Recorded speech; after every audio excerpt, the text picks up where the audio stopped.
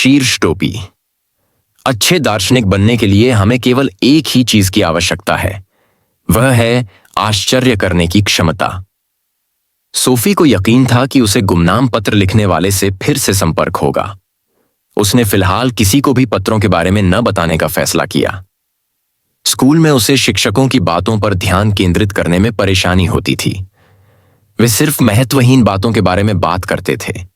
वे इस बारे में बात क्यों नहीं कर सकते थे कि मनुष्य क्या है या दुनिया क्या है और यह कैसे अस्तित्व में आई। पहली बार उसे महसूस होने लगा कि स्कूल में और हर जगह लोग सिर्फ छोटी छोटी बातों में ही उलझे रहते हैं। ऐसी बड़ी समस्याएं हैं जिनका समाधान किया जाना जरूरी है। क्या किसी के पास इन सवालों के जवाब थे? सोफी को लगा कि अनियमित क्रियाओं को याद करने से ज्यादा जरूरी है इनके बारे में सोचना। जब अंतिम कक्षा के बाद घंटी बजी तो वह इतनी तेजी से स्कूल से बाहर निकली कि जोआना को उसके साथ चलने के लिए दौड़ना पड़ा। थोड़ी देर बाद जोआना ने कहा, क्या आप आज शाम को ताश खेलना चाहते हैं? सोफी ने अपने कंधे उचका दिए। मुझे अब ताश के खेलों में कोई दिलचस्पी नहीं है। जोआना आश्चर्यचकित दिखी। तुम नहीं हो? चलो फिर बैडमिंटन खेलते हैं। सोफी ने फुटपाथ की ओर देखा, फिर अपनी सहेली की ओर देखा।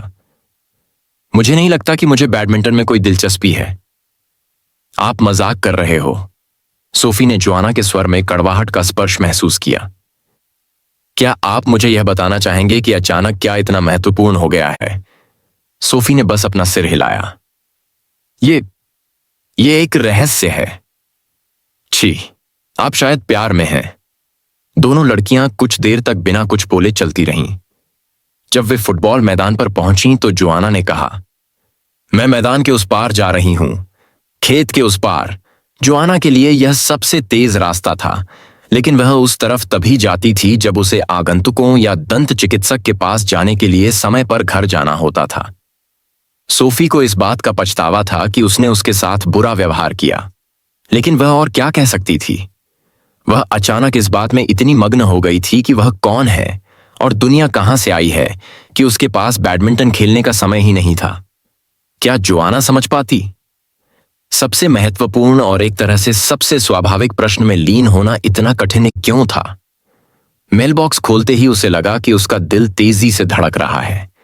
पहले तो उसे बैंक से आया एक पत्र और अपनी मां के लिए कुछ बड़े भूरे रंग के लिफाफे मिले। अरे, सोफी को अज्ञात प्रेषक से एक और पत्र मिलने का इंतजार था। जैसे ही उसने गेट बंद किया, उसने एक बड़े लिफाफे पर अपना नाम देखा। लिफाफे को पलटने पर उसने देखा कि पीछे लिखा है, दर्शन शास्त्र का कोर्स, सावधानी से संभालें। सोफी बजरी वाले रास्ते पर भागी और अपना स्कूल बैग सीढ़ी पर फेंक दिया। बाकी चिट्ठियां डोरमैट के नीचे रखकर वह पीछे के बगीचे में भागी और खोह में शरण ली। यह बड़ी चिट्ठी खोलने के लिए एकमात्र जगह थी। शेरेकन उसके पीछे कूद पड़ा, लेकिन सोफी को यह सब सहना पड़ा। वह चाहती की जाती थी कि बिल्ली उसे नहीं बताएगी। लिफाफे के अंदर 3 टाइप किए हुए पन्ने थे जिन्हें पेपर क्लिप से एक साथ बांधा गया था। सोफी ने पढ़ना शुरू किया। दर्शन शास्त्र क्या है? प्रिय सोफी, बहुत से लोगों के शौक होते हैं। कुछ लोग पुराने सिक्के या विदेशी टिकट इकट्ठा करते हैं, कुछ सुई धागा का काम करते हैं और कुछ लोग अपना ज्यादातर खाली समय किसी खास खेल में बिताते हैं। बहुत से लोग पढ़ना पसंद करते हैं, लेकिन पढ़ने का स्वाद बहुत अलग अलग होता है। कुछ लोग केवल समाचार पत्र या कॉमिक्स पढ़ते हैं, कुछ उपन्यास पढ़ना पसंद करते हैं, जबकि अन्य खगोल विज्ञान, वन्य जीवन या तकनीकी खोजों पर किताबें पसंद करते हैं। अगर मुझे घोड़ों या कीमती पत्थरों में दिलचस्पी है तो मैं यह उम्मीद नहीं कर सकता कि बाकी सभी लोग मेरे जैसा उत्साह दिखाएं। अगर मैं टीवी पर सभी खेल कार्यक्रमों को बड़े मजे से देखता हूं तो मुझे इस तथ्य को स्वीकार करना होगा कि दूसरे लोग खेलों को उबाऊ पाते हैं। क्या ऐसा कुछ नहीं है जो हम सभी को रुचिकर लगे? क्या ऐसा कुछ नहीं है जो सभी को चिंतित करे, चाहे वे कोई भी हों या दुनिया में कहीं भी रहते हों? हाँ प्रिय सोफी, ऐसे प्रश्न हैं जिनमें निश्चित रूप से सभी को रुचि होनी चाहिए। ये वही प्रश्न हैं जिनके बारे में यह पाठ्यक्रम है। जीवन में सबसे महत्वपूर्ण चीज क्या है? अगर हम भूख से मर रहे किसी व्यक्ति से पूछें तो जवाब होगा खाना। अगर हम ठंड से मर रहे किसी व्यक्ति से पूछें तो जवाब होगा गर्मी। अगर हम यही सवाल किसी ऐसे व्यक्ति से पूछें जो अकेलापन महसूस करता है, और अकेलेपन का जवाब शायद दूसरे लोगों की संगति होगी, लेकिन जब ये बुनियादी जरूरतें पूरी हो जाएंगी तो क्या तब भी कोई समस्या होगी? क्या हर किसी को कुछ चाहिए? दार्शनिक ऐसा सोचते हैं। उनका मानना है कि मनुष्य केवल रोटी से नहीं जी सकता। बेशक हर किसी को भोजन की जरूरत होती है और हर किसी को प्यार और देखभाल की जरूरत होती है, लेकिन इसके अलावा भी कुछ और है जिसकी हर किसी को जरूरत है, और वह है यह पता लगाना कि हम कौन हैं और हम यहां क्यों हैं। हम यहां क्यों हैं, इस बारे में दिलचस्पी होना डाक टिकट इकट्ठा करने जैसी कोई आकस्मिक दिलचस्पी नहीं है। जो लोग ऐसे सवाल पूछते हैं वे एक ऐसी बहस में हिस्सा ले रहे हैं जो तब से चली आ रही है जब से मनुष्य इस ग्रह पर रहता है। ब्रह्मांड, पृथ्वी और जीवन कैसे अस्तित्व में आए, यह सवाल पिछले ओलंपिक में सबसे ज्यादा स्वर्ण पदक किसने जीते उससे कहीं ज्यादा बड़ा और महत्वपूर्ण सवाल है। दर्शन शास्त्र तक पहुंचने का सबसे अच्छा तरीका कुछ दार्शनिक प्रश्न पूछना है। दुनिया कैसे बनी? जो कुछ भी होता है उसके पीछे क्या कोई इच्छा या अर्थ है? क्या मृत्यु के बाद भी जीवन है? हम इन सवालों का जवाब कैसे दे सकते हैं? और सबसे महत्वपूर्ण बात, हमें कैसे जीना चाहिए?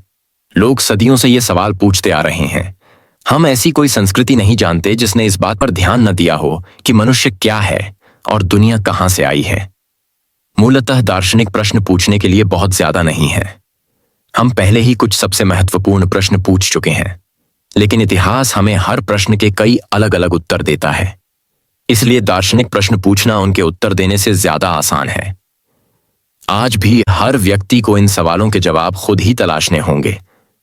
आप विश्वकोश में देखकर यह नहीं जान सकते कि ईश्वर है या नहीं, या मृत्यु के बाद जीवन है या नहीं। न ही विश्वकोश हमें यह बताता है कि हमें कैसे जीना चाहिए। हालांकि दूसरे लोगों ने क्या विश्वास किया है, यह पढ़ने से हमें जीवन के बारे में अपना दृष्टिकोण बनाने में मदद मिल सकती है। दार्शनिकों की सत्य की खोज एक जासूसी कहानी की तरह होती है। कुछ लोग सोचते हैं कि एंडरसन हत्यारा था, दूसरे लोग सोचते हैं कि यह नील्सन या जेनसन था। पुलिस कभी कभी एक वास्तविक अपराध को सुलझाने में सक्षम होती है, लेकिन यह भी उतना ही संभव है कि वे कभी भी इसकी तह तक न पहुंचें। हालांकि कहीं न कहीं इसका समाधान जरूर होता है।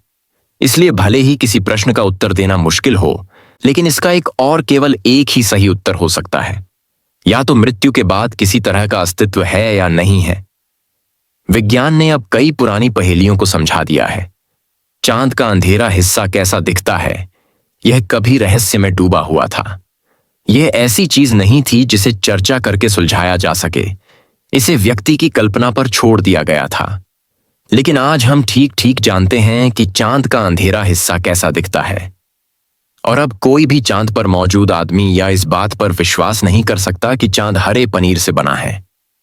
2000 साल से भी पहले रहने वाले एक यूनानी दार्शनिक का मानना था कि दर्शन शास्त्र की उत्पत्ति मनुष्य की विस्मय भावना में हुई थी। मनुष्य को लगता था कि जीवित रहना इतना आश्चर्यजनक है कि दार्शनिक प्रश्न अपने आप ही उठ खड़े होते हैं। यह जादू का खेल देखने जैसा है। हम समझ नहीं पाते कि यह कैसे किया जाता है, इसलिए हम पूछते हैं, जादूगर 2 सफेद रेशमी दुपट्टों को जीवित खरगोश में कैसे बदल सकता है? बहुत से लोग इस संसार को उसी प्रकार अविश्वास के साथ अनुभव करते हैं जैसे कि जब कोई जादूगर अचानक एक खाली टोपी में से खरगोश को बाहर निकालता है। खरगोश के मामले में हम जानते हैं कि जादूगर ने हमें धोखा दिया है। हम यह जानना चाहते हैं कि उसने यह कैसे किया, लेकिन जब बात दुनिया की आती है तो यह सच है कुछ अलग। हम जानते हैं कि दुनिया सिर्फ हाथ की सफाई और धोखे से नहीं बनी है, क्योंकि हम इसमें हैं।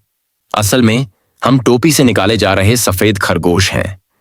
हमारे और सफेद खरगोश के बीच सिर्फ इतना फर्क है कि खरगोश को एहसास नहीं होता कि वह जादू की चाल में हिस्सा ले रहा है। हमारे विपरीत, हमें लगता है कि हम किसी रहस्यमयी चीज का हिस्सा हैं और हम जानना चाहेंगे कि यह सब कैसे काम करता है। पुनश्च, जहां तक सफेद खरगोश का सवाल है, इसकी तुलना पूरे ब्रह्मांड से करना बेहतर होगा। हम जो यहां रहते हैं वे खरगोश के फर में गहरे मौजूद सूक्ष्म कीड़े हैं। लेकिन दार्शनिक हमेशा फर के बारीक बालों पर चढ़ने की कोशिश करते रहते हैं ताकि जादूगर की आंखों में झांक सकें। क्या तुम अभी भी वहां हो सोफी? जारी रहेगा। सोफी पूरी तरह थक चुकी थी। अभी भी वहां हो। उसे यह भी याद नहीं था कि पढ़ते समय उसने सांस लेने के लिए समय निकाला था या नहीं। यह पत्र कौन लाया था? यह वही व्यक्ति नहीं हो सकता जिसने हिल्डे मोलर नैग को जन्मदिन कार्ड भेजा था, क्योंकि उस कार्ड पर डाक टिकट और डाक टिकट दोनों थे। भूरे रंग का लिफाफा भी 2 सफेद लिफाफों की तरह ही हाथ से मेल बॉक्स तक पहुंचाया गया था। सोफी ने अपनी घड़ी देखी। अभी 2:45 बजे थे। उसकी मां 2 घंटे से ज्यादा काम से घर नहीं आएगी। सोफी फिर से रेंगती हुई बगीचे में आई और मेल बॉक्स की ओर दौड़ी। शायद वहां कोई और पत्र था। उसे एक और भूरे रंग का लिफाफा मिला जिस पर उसका नाम थे लिखा था। इस बार उसने चारों तरफ देखा लेकिन कोई नजर नहीं आया। सोफी जंगल के किनारे भागी और रास्ते की तरफ देखने लगी। वहां कोई नहीं था। अचानक उसे लगा कि उसने जंगल में कहीं टहनी टूटने की आवाज सुनी है, लेकिन उसे पूरी तरह से यकीन नहीं था। और वैसे भी किसी ऐसे व्यक्ति का पीछा करना बेकार होगा जो भागने पर आमादा हो। सोफी ने खुद को घर में घुसने दिया। वह ऊपर अपने कमरे में भागी और सुंदर पत्थरों से भरा एक बड़ा कुकी टिन निकाला। उसने पत्थरों को फर्श पर खाली कर दिया और दोनों बड़े लिफाफे टिन में डाल दिए। फिर वह फिर से बगीचे में भाग गई। हाथ में लिफाफा पकड़े हुए टिन को दोनों हाथों से मजबूती से पकड़ लिया। जाने से पहले उसने शेरेकान के लिए कुछ खाना बाहर रख दिया। बिल्ली बिल्ली बिल्ली। वापस आकर उसने दूसरा भूरा लिफाफा खोला और उसमें टाइप किए गए नए पन्ने निकाले। वह पढ़ने लगी। एक अजीब प्राणी। फिर से नमस्कार। जैसा कि आप देख रहे हैं, दर्शन शास्त्र का यह लघु पाठ्यक्रम उपयोगी भागों में आएगा। यहां कुछ और परिचयात्मक टिप्पणियां दी गई हैं। क्या मैंने कहा कि अच्छे दार्शनिक होने के लिए हमें केवल आश्चर्य करने की क्षमता की आवश्यकता है? अगर मैंने ऐसा नहीं कहा था तो मैं अब कहता हूं, अच्छे दार्शनिक होने के लिए हमें केवल आश्चर्य करने की क्षमता की आवश्यकता है। शिशुओं में यह क्षमता होती है। यह कोई आश्चर्य की बात नहीं है। गर्भ में कुछ ही महीनों के बाद वे एक बिल्कुल नई वास्तविकता में चले जाते हैं। लेकिन जैसे जैसे वे बड़े होते हैं, आश्चर्य की क्षमता कम होती जाती है। ऐसा क्यों है? क्या आप जानते हैं? अगर एक नवजात शिशु बोल सकता तो शायद वह इस बारे में कुछ कह पाता कि वह किस असाधारण दुनिया में आया है। हम देखते हैं कि वह कैसे अपने आसपास देखता है और जो कुछ भी देखता है उसे उत्सुकता से देखता है। जैसे जैसे शब्द धीरे धीरे सीखता जाता है, बच्चा हर बार जब कोई कुत्ता देखता है तो ऊपर देखता है और कहता है बो वाओ। वह अपने घुमक्कड़ में उछलता कूदता है, अपनी बाहें हिलाता है। बो वाओ वाओ। हम जो बड़े और समझदार हैं, बच्चे के उत्साह से कुछ हद तक थके हुए महसूस कर सकते हैं। ठीक है, ठीक है, यह बो वाओ है, हम कहते हैं बिना प्रभावित हुए। कृपया शांत बैठें। हम रोमांचित नहीं होते। हमने पहले भी एक कुत्ता देखा है। यह उत्साहपूर्ण प्रदर्शन सैकड़ों बार दोहराया जा सकता है, इससे पहले कि बच्चा पागल हुए बिना कुत्ते या हाथी या दरियाई घोड़े के पास से गुजरना सीखे। लेकिन इससे बहुत पहले कि बच्चा ठीक से बात करना सीखे और दार्शनिक रूप से सोचना सीखने से बहुत पहले दुनिया हमारी आदत बन चुकी है। अगर आप मुझसे पूछें तो यह अफसोस की बात है। मेरी चिंता यह है कि चिंता यह है कि तुम बड़े होकर उन लोगों में से न बन जाओ जो दुनिया को हल्के में लेते हैं। सोफी डियर, इसलिए बस यह सुनिश्चित करने के लिए हम पाठ्यक्रम शुरू करने से पहले विचारों में कुछ प्रयोग करने जा रहे हैं। कल्पना कीजिए कि एक दिन आप जंगल में टहलने निकले हैं। अचानक आपको अपने सामने रास्ते पर एक छोटा सा अंतरिक्ष यान दिखाई देता है। एक छोटा सा मंगल ग्रहवासी अंतरिक्ष यान से बाहर निकलता है और जमीन पर खड़ा होकर आपकी ओर देखता है। आप क्या सोचेंगे? कोई बात नहीं, यह महत्वपूर्ण नहीं है। लेकिन क्या आपने कभी इस तथ्य के बारे में सोचा है कि आप स्वयं एक मंगल ग्रहवासी हैं? यह स्पष्ट रूप से असंभव है कि आप कभी किसी दूसरे ग्रह के प्राणी से टकराएं। हम यह भी नहीं जानते कि दूसरे ग्रहों पर जीवन है, लेकिन हो सकता है कि आप एक दिन खुद से टकराएं। आप अचानक रुक जाएं और खुद को एक बिल्कुल नई रोशनी में देखना। जंगल में ऐसे ही टहलते हुए, मैं एक असाधारण प्राणी हूं, तुम सोचते हो मैं एक रहस्यमय प्राणी हूं। तुम्हें ऐसा लगता है जैसे तुम किसी जादुई नींद से जाग रहे हो। मैं कौन हूं? आप पूछते हैं। आप जानते हैं कि आप ब्रह्मांड में एक ग्रह पर भटक रहे हैं। लेकिन ब्रह्मांड क्या है? अगर आप इस तरह से खुद को खोजते हैं तो आप उस रहस्यमयी चीज की खोज कर लेंगे, जैसा कि हमने अभी बताया है। आप न केवल बाहरी अंतरिक्ष से एक प्राणी को देखेंगे, आप गहराई से महसूस करेंगे कि आप खुद एक असाधारण प्राणी हैं। क्या तुम मेरी बात समझ रही हो सोफी? चलो विचार में एक और प्रयोग करते हैं। एक सुबह माँ, पिताजी और 2 या 3 साल का छोटा थॉमस रसोई में नाश्ता कर रहे हैं। थोड़ी देर बाद माँ उठती है और रसोई के सिंक के पास जाती है और पिताजी उड़ते हैं और छत के नीचे तैरते हैं, जबकि थॉमस बैठा देखता रहता है। आपको क्या लगता है थॉमस क्या कहता है? शायद वह अपने पिता की ओर इशारा करता है और कहता है, पिताजी उड़ रहे हैं। थॉमस निश्चित रूप से आश्चर्यचकित होगा, लेकिन फिर वह अक्सर आश्चर्यचकित होता है। पिताजी इतने अजीब काम करते हैं कि नाश्ते की मेज पर थोड़ी सी उड़ान भरने की बात से उसे कोई फर्क नहीं पड़ता। हर दिन पिताजी एक अजीब मशीन से दाढ़ी बनाते हैं। कभी कभी वे छत पर चढ़ जाते हैं और टीवी एरियल घुमाते हैं, या फिर वे अपना सिर कार के हुड के नीचे डालते हैं और चेहरे पर कालापन आ जाता है। अब मां की बारी है। वह थॉमस की बात सुनती है और अचानक पीछे मुड़ जाती है। आपको क्या लगता है कि रसोई की मेज पर बेपरवाही से तैरते हुए पिताजी को देखकर वह कैसी प्रतिक्रिया करती है? वह जैम जार को फर्श पर गिरा देती है और डर के मारे चिल्लाती है। पिताजी के अपनी कुर्सी पर वापस आ जाने के बाद उसे शायद डॉक्टर की मदद की भी जरूरत पड़ सकती है। अब तक उसे टेबल पर बेहतर शिष्टाचार सीख लेना चाहिए था। आपको क्या लगता है कि थॉमस और उसकी मां इतने अलग अलग तरीके से क्यों प्रतिक्रिया करते हैं? यह सब आदत से जुड़ा है। इस पर ध्यान दें। मां ने सीखा है कि लोग उड़ नहीं सकते, थॉमस ने नहीं। उसे अभी भी यकीन नहीं है कि इस दुनिया में आप क्या कर सकते हैं और क्या नहीं। लेकिन सोफी, दुनिया के बारे में क्या? क्या आपको लगता है कि यह वह सब कर सकती है जो यह कर सकती है? क्या दुनिया अंतरिक्ष में भी तैर रही है? दुख की बात यह है कि जैसे जैसे हम बड़े होते हैं, केवल गुरुत्वाकर्षण बल ही हमारी आदत नहीं बन जाता। दुनिया खुद ही कुछ ही समय में एक आदत बन जाती है। ऐसा लगता है जैसे बड़े होने की प्रक्रिया में हम दुनिया के बारे में सोचने की क्षमता खो देते हैं, और ऐसा करने में हम कुछ केंद्रीय खो देते हैं, कुछ ऐसा जिसे दार्शनिक बहाल करने की कोशिश करते हैं। क्योंकि हमारे अंदर कहीं ना कहीं कुछ हमें बताता है कि जीवन एक बहुत बड़ा रहस्य है। यह कुछ ऐसा है जिसे हमने एक बार अनुभव किया था, बहुत पहले जब हमने इस विचार को सोचना सीखा था।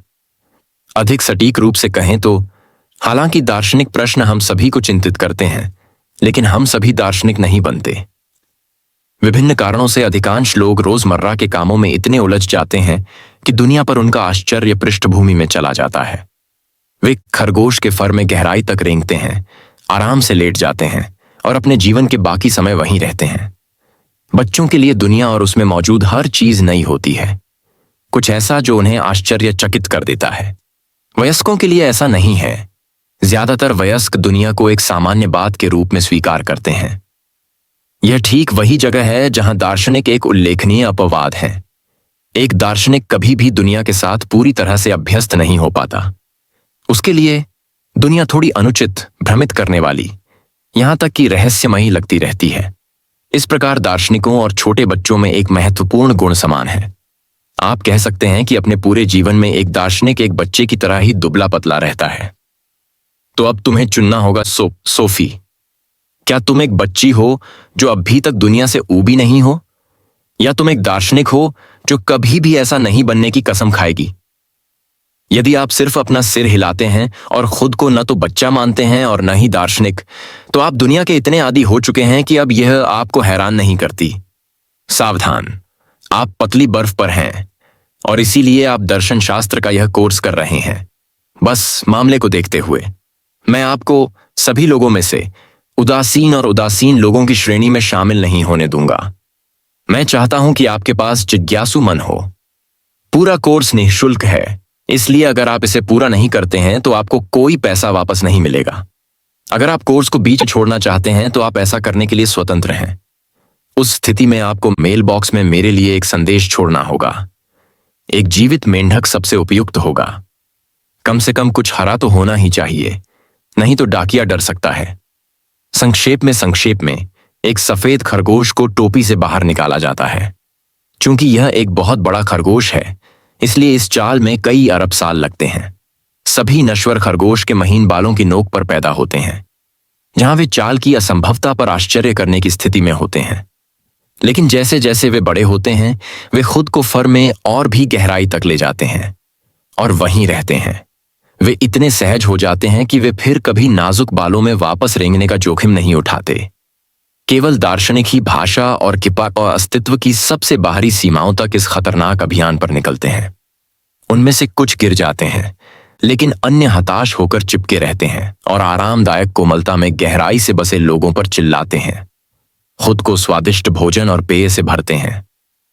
देवियों और सज्जनों और महात्माओं, वे चिल्लाते हैं, हम अंतरिक्ष में तैर रहे हैं, लेकिन नीचे बैठे किसी भी व्यक्ति को इसकी परवाह नहीं है। वे कहते हैं, ये कितने उपद्रवी लोग हैं, और वे बातें करते रहते हैं। क्या आप कृपया मक्खन दे सकते हैं? आज हमारे स्टॉक में कितनी वृद्धि हुई है? टमाटर की कीमत क्या है? क्या आपने सुना है कि राजकुमारी दी फिर से गर्भवती हैं? जब सोफी की मां उस दोपहर बाद घर पहुंची तो सोफी लगभग सदमे में थी। रहस्यमय दार्शनिक के पत्रों से भरा डिब्बा सुरक्षित रूप से खोह में छिपा हुआ था। सोफी ने अपना होमवर्क शुरू करने की कोशिश की थी, लेकिन वह केवल पढ़ी हुई बातों के बारे में ही सोचती रही। उसने पहले कभी इतना ध्यान से नहीं सोचा था। वह अब बच्ची नहीं थी, लेकिन वह वास्तव में बड़ी भी नहीं हुई थी। सोफी को एहसास हुआ कि वह पहले से ही आरामदायक खरगोश के फर में रेंगना शुरू कर चुकी थी। वही खरगोश जिसे ब्रह्मांड की सबसे ऊंची टोपी से निकाला गया था, लेकिन दार्शनिक ने उसे रोक दिया था। उसने, या वह एक महिला थी, ने उसे गर्दन के पीछे से पकड़ लिया और उसे फिर से फर की नोक पर खींच लिया, जहां वह एक बच्चे के रूप में खेलती थी। और वहां बारीक बालों की सबसे बाहरी नोक पर वह एक बार फिर दुनिया को ऐसे देख रही थी जैसे कि पहली बार देख रही हो। दार्शनिक ने उसे बचाया था, इसमें कोई संदेह नहीं। अज्ञात पत्र लेखक उसे रोजमर्रा के जीवन की तुच्छता से बचाया था। जब मां 5 बजे घर पहुंची तो सोफी उसे खींचकर लिविंग रूम में ले गई और एक कुर्सी पर धकेल दिया। मां, क्या तुम्हें नहीं लगता कि जिंदा रहना आश्चर्यजनक है? उसने शुरू किया। उसकी मां इतनी हैरान थी कि उसने पहले तो कोई जवाब नहीं दिया। सोफी जब घर आती थी तो आमतौर पर अपना होमवर्क कर रही होती थी। मुझे लगता है कि मैं कभी कभी ऐसा करती हूं, उसने कहा। सब? कभी कभी? हां, लेकिन क्या आपको यह आश्चर्यजनक नहीं लगता कि दुनिया मौजूद है? अब देखो सोफी, ऐसी बातें करना बंद करो। क्यों? शायद आपको लगता है कि दुनिया बिल्कुल सामान्य है। खैर, है ना? कमोबेश वैसे भी। सोफी ने देखा कि दार्शनिक सही था। बड़े लोग दुनिया को हल्के में लेते हैं। उन्होंने खुद को एक बार और हमेशा के लिए अपने नीरस जीवन की जादुई नींद में खो दिया था। तुम दुनिया के इतने आदी हो गए हो कि अब तुम्हें कोई भी बात हैरान नहीं करती। आखिर तुम किस बारे में बात कर रहे हो? मैं यह कह रहा हूं कि तुम हर चीज के इतने आदी हो गए हो। दूसरे शब्दों में, बिल्कुल मंद। मुझसे इस तरह बात नहीं की जाएगी सोफी। ठीक है, मैं इसे दूसरे तरीके से कहूंगा। आपने खुद को एक सफेद खरगोश के फर में गहराई से आरामदायक बना लिया है, जिसे अभी ब्रह्मांड की टोपी से बाहर निकाला जा रहा है। और 1 मिनट में आप आलू डाल देंगे, फिर आप अखबार पढ़ेंगे और आधे घंटे की झपकी के बाद आप टीवी पर समाचार देखेंगे। उसकी मां के चेहरे पर चिंता का भाव आ गया। वह वाकई रसोई में गई और आलू डाल दिए। थोड़ी देर बाद वह लिविंग रूम में वापस आई और इस बार उसने ही सोफी को कुर्सी पर धकेल दिया। मुझे तुमसे कुछ बात करनी है, उसने बात शुरू की। सोफी उसकी आवाज से बता सकती थी कि बात कुछ गंभीर थी। तुम्हारा नशा कहीं नशे में तो नहीं लग गया है ना प्रिय? सोफी हंसने ही वाली थी, लेकिन वह समझ गई कि यह सवाल अब क्यों उठाया जा रहा है। क्या तुम पागल हो? उसने कहा। इससे तुम और भी सुस्त हो जाओगे। उस शाम नशीले पदार्थों या सफेद खरगोशों के बारे में और कुछ नहीं कहा गया।